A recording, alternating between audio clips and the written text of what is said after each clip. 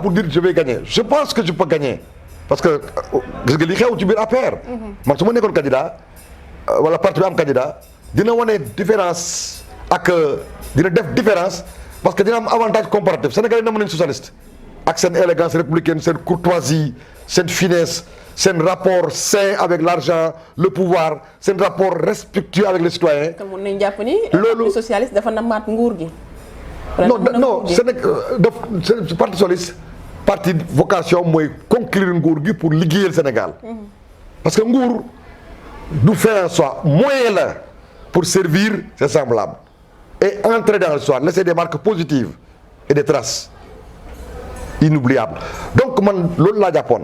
maintenant comme loolu yàlla def na léegi sama parti nanguwul te man wax naa ne du ma tas parti socialiste du ma xaaj tannas parti socialiste parce que kundu min rey sa maam soo seeni lu ñuul daw ba fat je suis la génération qui a souffert et vécu qui a été victime des divisions entre l'URD l'AFP et le PS je suis la génération qui a été traumatisée par les séparations qu'on a eues après 2000 dont la plus déchirante est la séparation qui a fait que Taxawu est de l'autre côté le PS là alors que tout nous recommande notre vécu ensemble ak yàggaayam les valeurs auxquelles on se réfère ak profondeur am ak importance am tout nous recommande d'être ensemble c'est pourquoi autant je cherche à réunir les socialistes autant je cherche à préserver l'unité de Benno parce que nous avons vendu un espoir aux Sénégalais dans Benno Bokk Yakaar en ayant eu une coalition qui a vécu aussi longtemps malgré les différences malgré les frustrations loolu moo tax y a de la cohérence dans ce que je dis vous savez madame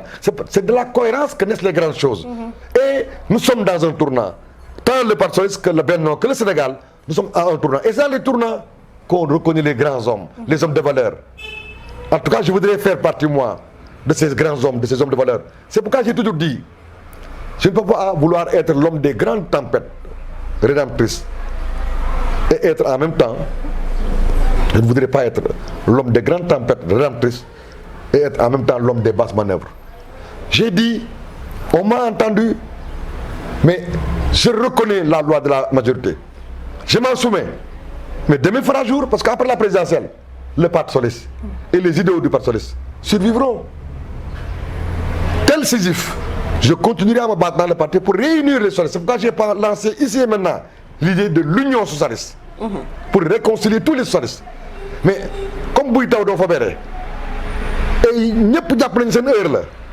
bàyyil nit ñi ñu dem xëccoo mais nga élevé wu au-dessus de la mêlée am un discours empreint de respect mais adossé à des valeurs et des principes mais résolument engagé vers l'objectif commun. D'accord am na solo Benno jamono ji ci tasaaroo la gën a jege. yàlla bu mu am avec la démission du ministre de l'agriculture Aly Ngouille Ndiaye ak yeneen démission yi nga xamante ne nemmeeku nañ ko au sein de cette coalition on peut s'imaginer appel de candidat à la candidature sauf que vous avez déclaré votre candidature gis nañ ko aussi ki nga xamante ne mooy le maire de Grand Dakar Barthélémy Dias. li ma xam daal mooy Aly Ngouille Ndiaye est-ce que xam nga ne c'est ma propre sœur qui est son épouse. Ma fille aînée porte le nom de son épouse. Et j'ai un fils également qui s'appelle Alioune. Alioune mooy jur Ali, n'est-ce pas, technicien bi, caméraman. Je ne suis pas de l'APR. Je ne suis pas lui. Il n'est pas moi. Je respecte ce qu'il fait parce qu'on n'en a pas parlé. xaw ma fu li mu def fu mu ko teg ak ci lan la du ma ko juger. Mais je souhaite que moom comme Macky Sall ak Amadou Ba ñi fàtte seen bopp xam ne les cimetières sont remplis de grands hommes et la vie continue. Et le temps que l'on passe sur terre doit être mis à profit pour servir le collectif. Je considère qu'Aly Ngouille Ndiaye am na ay qualités yi tax mu ne bëgg na nekk président mais je considère également que même su nekkul président war na mën a servir Sénégal am te comme mi ngi woon ci groupe Benno Bokk Yaakaar ñoom ñëpp dañu war def effort seen génération pour éviter les erreurs de nos aînés loolu laa mën a wax ci moom. Quant à Jean-Baptiste Diouf je continue à demander à la secrétaire générale du parti et au président Macky Sall ainsi qu'au candidat Amadou Ba de lui parler. Jean-Baptiste n'est pas que Jean-Baptiste. Jean-Baptiste est ce qu'il est, ce que ses parents ont fait de lui, ce que le Parti a fait de lui, mais ce que également sa foi et sa religion a fait de lui. Alors, cher camarade Jean, je vous comprends. Nos points de vue ne sont même pas opposés. Nos points de vue peut-être sont parallèles dans le cadre d'un parallélisme idéal.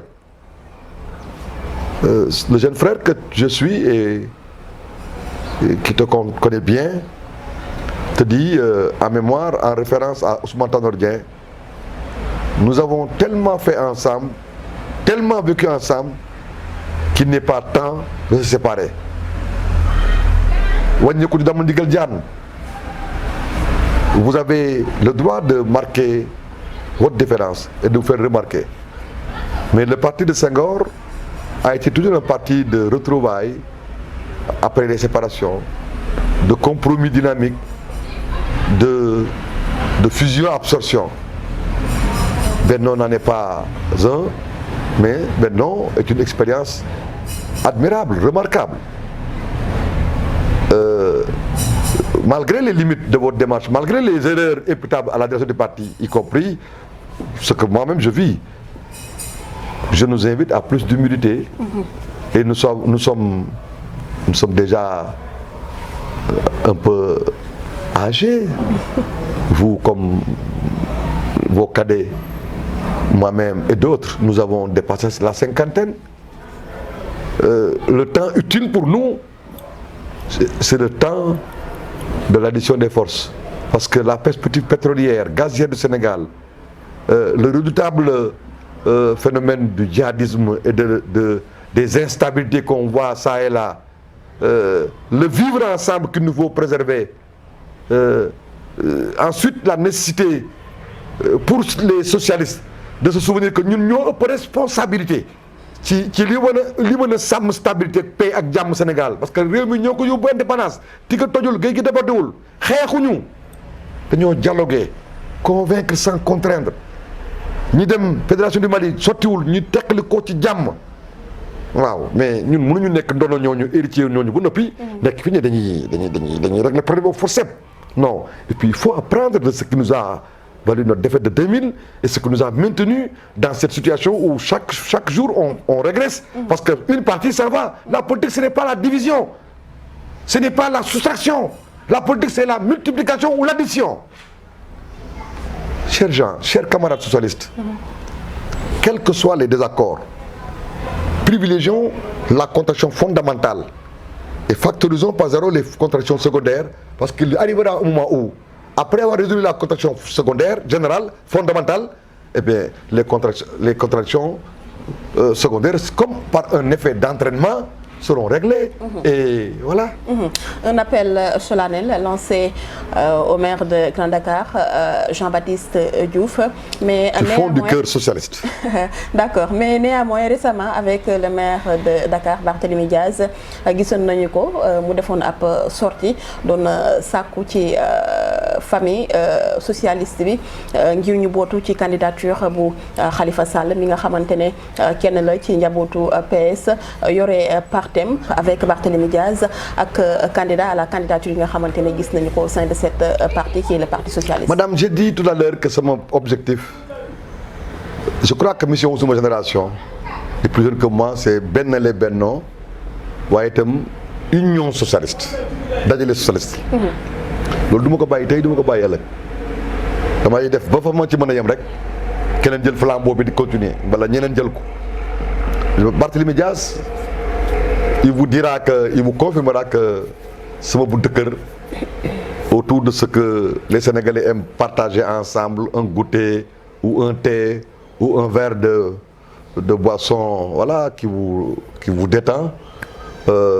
dañ daan toog di waxtaanee convergence. bi muy nekk responsable jeunesse wala système ñoo ko ànd def li mu dund ci li ko métteeg lu ko neex yëpp ñoo ko ànd daan naa jàpp ci loo xam di ko yóbbu ci ay kilifa diine Touba Tivaouane man waxuma la Tanor mais maa ngi moom ñu ànd. kon fi mu nekk itam bi ñu koy fal man lañ yebaloon man maa demaloon par solis fekkee sa son installation.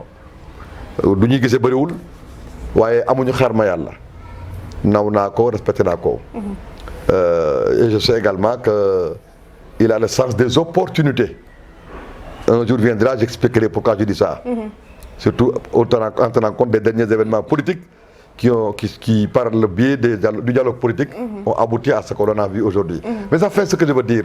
On n'est pas des ennemis, on n'est pas des adversaires. Maintenant, lui, comme son grand frère, notre aîné Khalifa Sall, je crois que soit on a un peu de rancune quelque part, ou un peu d'entêtement, ou un peu de moi surdimensionné. Il n'y a pas la grandeur et l'humilité qui sied aux socialistes. Nous lançons un appel, eux ils lancent un appel, mais personne ne fait un pas vers l'autre. Et on fait dans un monologue parallèle. Je pense que nous le regretterons tôt ou tard, mais comme j'ai dit, buy taw doo fa bere wala kenn du ji ci daay mais kon nañu respecté wante ñoom ñu nekk ci la ñu nekk que grand bien leur en face ñun ñu nekk ci lu ñu nekk grand bien la Dieu nous fasse grand bien dans ce que nous faisons. Et après je dis nañu bàyyi xel ne ëllëg du añ du reer waaye lu mat a yàkkal la en tout cas loolu dinañ ci liggéey. Alors c'est